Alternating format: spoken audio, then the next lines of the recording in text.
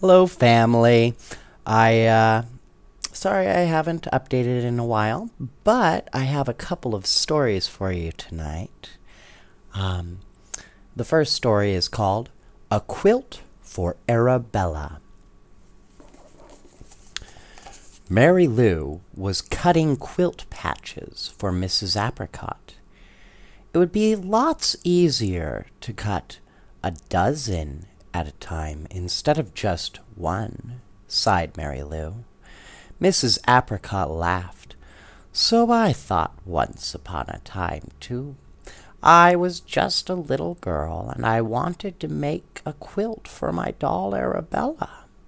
I chose a round-the-world pattern because I liked the way the colors marched in big circles. But like you, I found it dull to cut one patch at a time.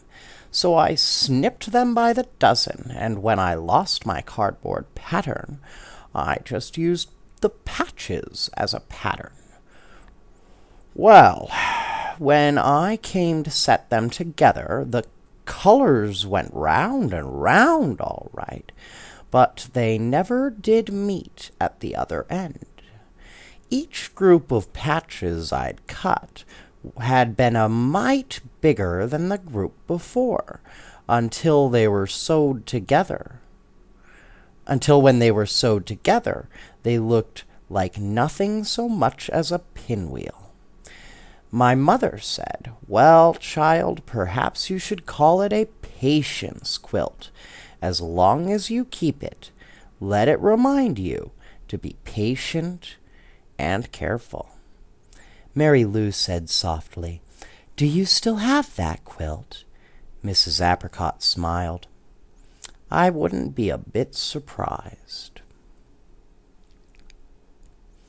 Then the next story is called Fun in the Dark. As the clock in the Browns' living room struck midnight, all the toys woke up. The teddy bear tried to climb out of Mike's crib.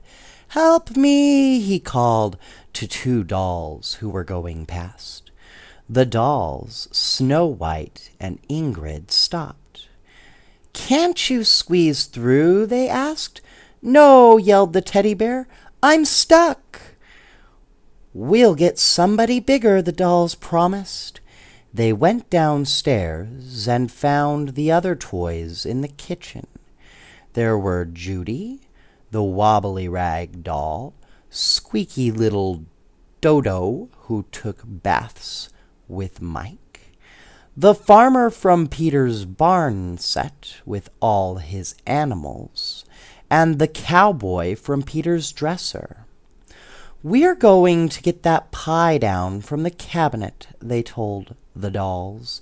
"The cowboy will hold up Farmer Brown, and one of you can climb on Farmer Brown's shoulders." "Us?" cried the dolls. "We might break." "I'm too wobbly," explained Judy. "I squeak," said Dodo. "I might wake Hustle Bustle."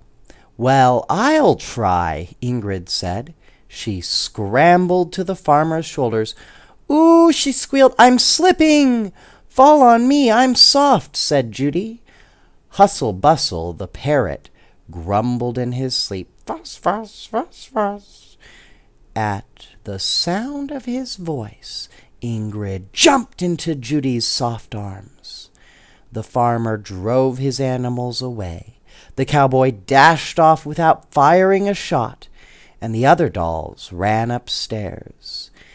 In the morning, the toys were all where they belonged, but Mike wondered how his teddy bear had got jammed between the crib bars so that Daddy had to come and pull him out. Well, that was a funny story. That reminds me of Toy Story a little bit, with the animals getting up in the middle of the night. Well, that's some cool make-believe.